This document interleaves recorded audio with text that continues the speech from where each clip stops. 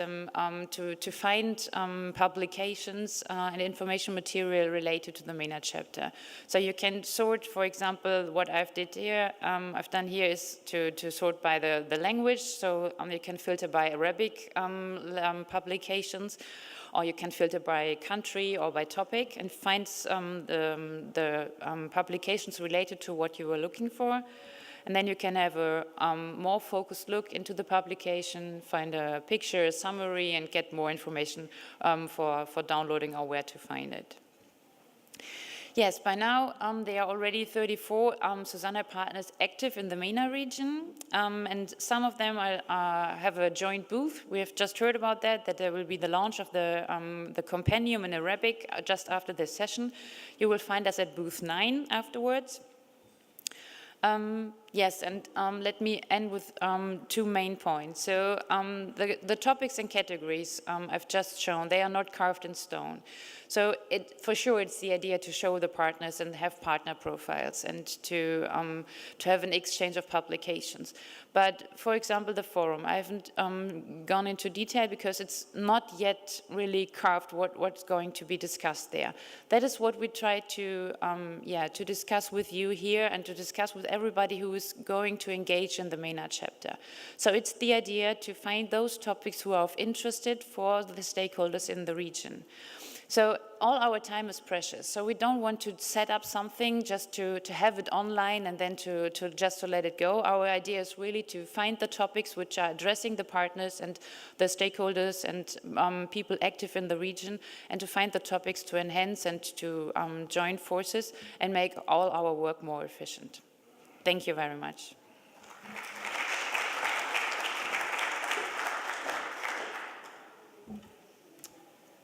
Thank you very much, Susanne.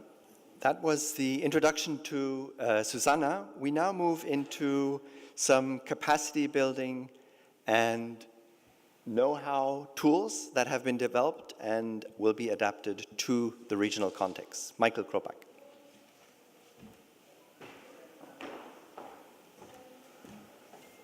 Thank you very much, Christoph. Okay, I'm very happy to be here and just to spend a few words on what one of the SuSanA partners is doing in the region. And my name is Michael Kropak from cewas Middle East. I think I don't have to tell you that we are here in the most water-scarce region on this planet, and you all also know that the Syrian crisis is still going on and there is still no end in sight. So we have really big issues in this part of the world, and here we believe that we need to find new solutions, new ways in how we can actually tackle these problems. Now, cewas is all about innovation. It's about supporting a new generation of water and sanitation innovators to really make a change in the water and sanitation sector. This is our deep belief, and we have been doing this worldwide, not just here, but also in Africa, but also in Switzerland and other parts of the world, to really support young people in making them changers of the situation. The base of our work when we talk about innovations is really resource recovery and reuse.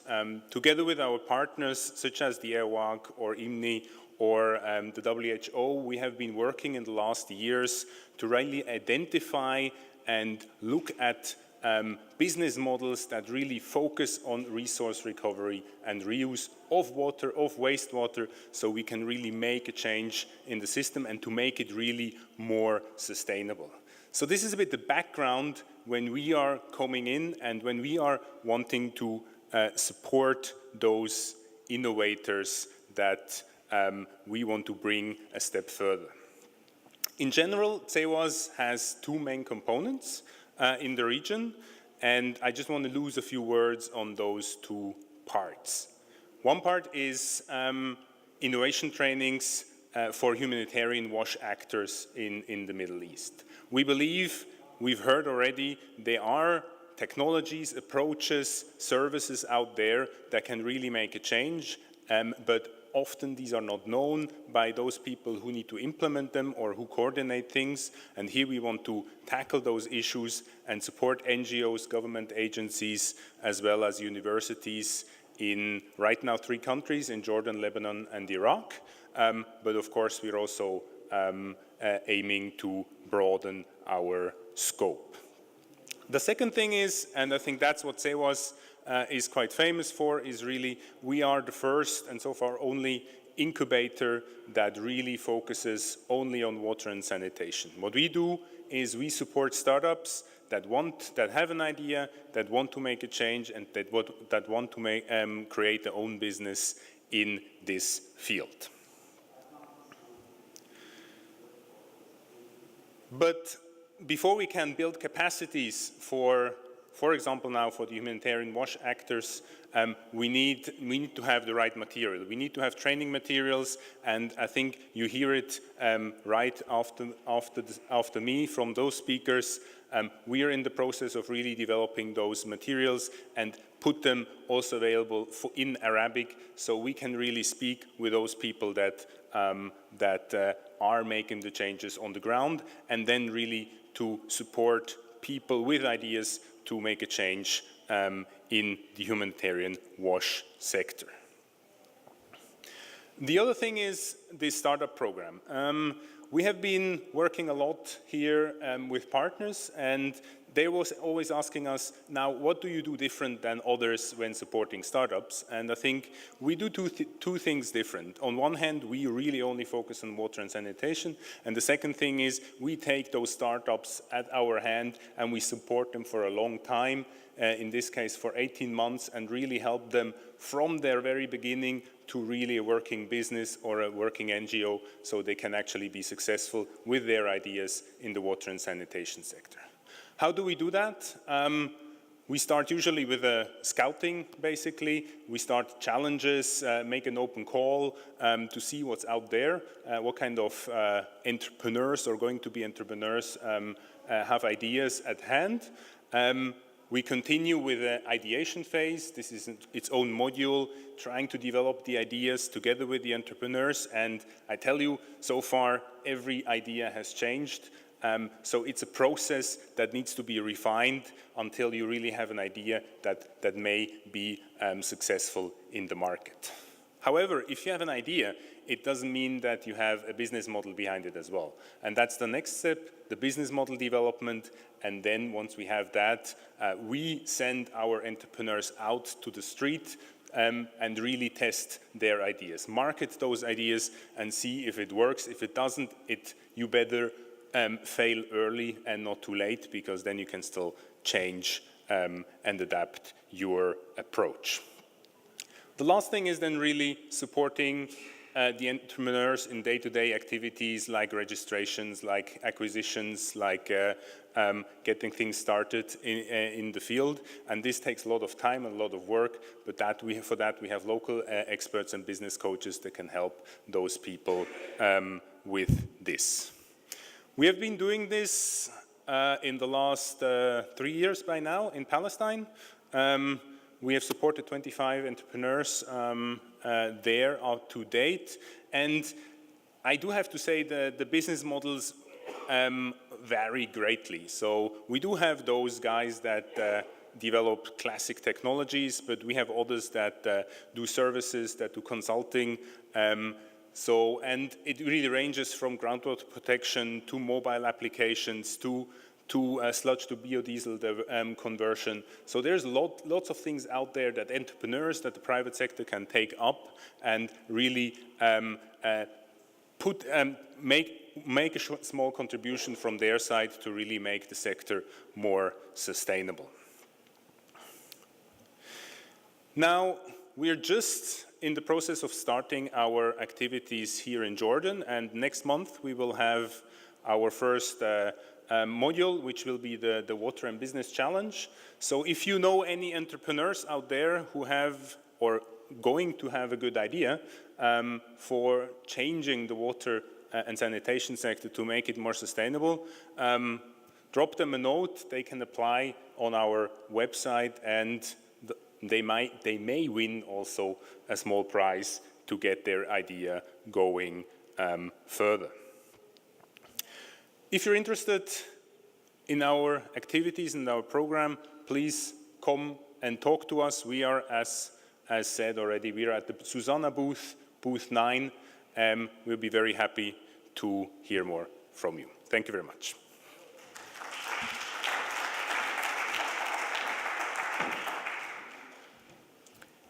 Thank you very much, Michael Kropak.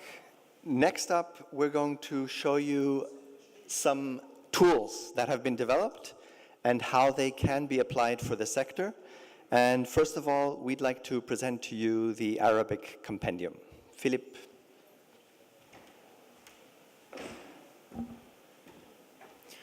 Assalamu alaikum.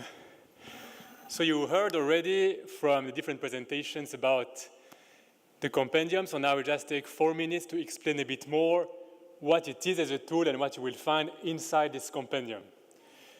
Well, first of all, what I want to say is that when you look at the region and the work of the utilities, we see that we focus still very much in the big towns and conventional sanitation systems, so conventional sewers and high-tech treatment plants. However, you have a lot of areas that are left alone, be low-income and middle-income settlements or neighborhoods in cities, peri-urban areas, and especially the rural areas. And we know that in most countries of the region, rural sanitation is a big issue. And that's basically what this compendium can help us target through building capacity, but also helping all of us, the planners, students, practitioners, devising appropriate systems for these areas that are still left out from our planning. So we started in 2008 with the Compendium of System Technologies in English, second edition in 2014, and we are about to launch the Arabic version after this session at the booth. So what do we have inside? The compendium is divided into 2 parts. The first one being sanitation system templates, where you will find all the different systems that can apply to different contexts. And in the second part, you will have fact sheets for all the technologies that can be applied within these systems. The compendium adopts a system approach. So what do we mean by system? System, it means not only thinking about toilets or not thinking only about treatment plant, but thinking about the whole chain from the toilet or the user interface to what happens directly below, like bayara, trenches, conveyance, with trucks or with sewer system, the treatment, and then, of course, in the end, the reuse and or disposal of your sanitation products. And this is how this materializes in the compendium. So, for example, here you see you have the functional groups. So the 5 components of the sanitation chain that I just mentioned, put in a very systematic way. Here, we also focus on the product. So what do we have to treat or to handle after each of these specific steps? Then we have, for each of the options, a fact sheet. And on this fact sheet, you will also find very systematically the useful information detailed. As you can see here, you have, of course, the label.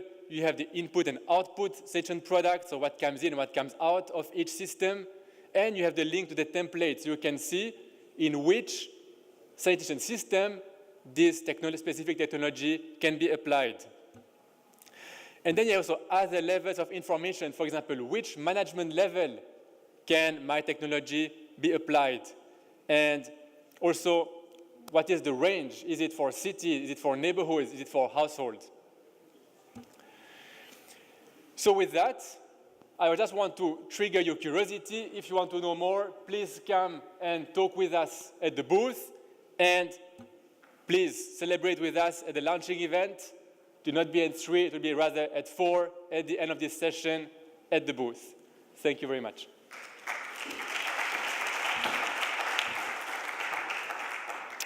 Thank you, Philip.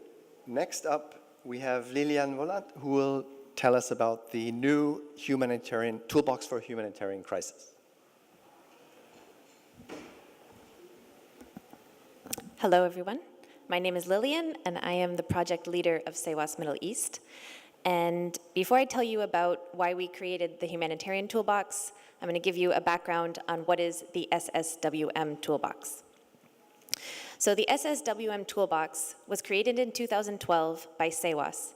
And the reason why it was created is the fact of the matter that we have so many different information systems out there. We have best practices, we have fantastic case studies, and somehow we still have the situation we have today, which is water and sanitation are not reaching their potential, and we still have a huge gap. And the toolbox itself was intended to solve this problem. And I think the key component of the toolbox that is so beneficial is that we do have all this information, and we have all these best practices and technologies, but what we don't have is the larger picture. And that is what the SSWM toolbox is trying to provide. So it takes the IWRM approach, the very kind of technological approach, and what it tries to do is attach to it the human impact on water and nutrient cycles. So what it's trying to do is create a larger picture of we have sanitation, and we have the nutrient cycle, and we have the water system, and it needs to be connected when we're talking about developing projects. So this toolbox is not just talking about technologies like the ones you've just heard, but talking about how to frame these projects in a way that we're looking at a holistic approach. And this is a website that has all this information on there. And so far, it's become the largest platform for sustainable sanitation and water management. We have 1,400 unique users per month. And because of its success in the trainings that we've been providing on it and the people have been using it and its ability to actually change the approach in the sanitation sector, we decided to develop a toolbox that is specifically designed for the humanitarian situation. And this was based on our experience as cewas Middle East, watching the humanitarian response in WASH unfold across the region and realizing there was not a strong approach to creating sustainable projects, that they were just being implemented very quickly and there was no looking at the whole picture. So we decided why not take our approach that has been effective before and design a specific toolbox for these 4 different scenarios. So I'm going to try to, instead of now describing it, to just go to the website, if I can. Maybe I can't. Hold on one second.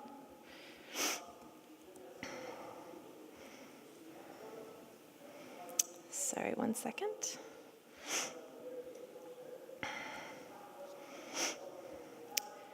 So.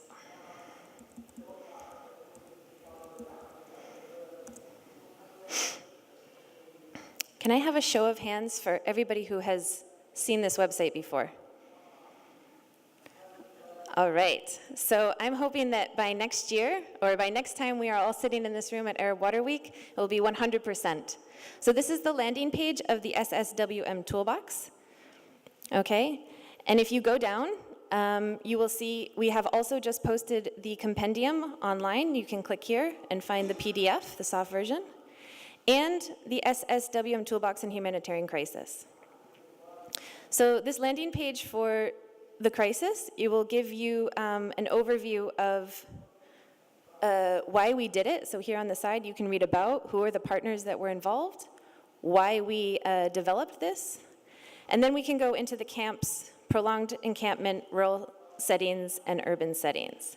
So I'm going to click on camps, and I will show you how it will help me build a sustainable sanitation water management program. So let's say I have a camp situation, and I want to plan a response.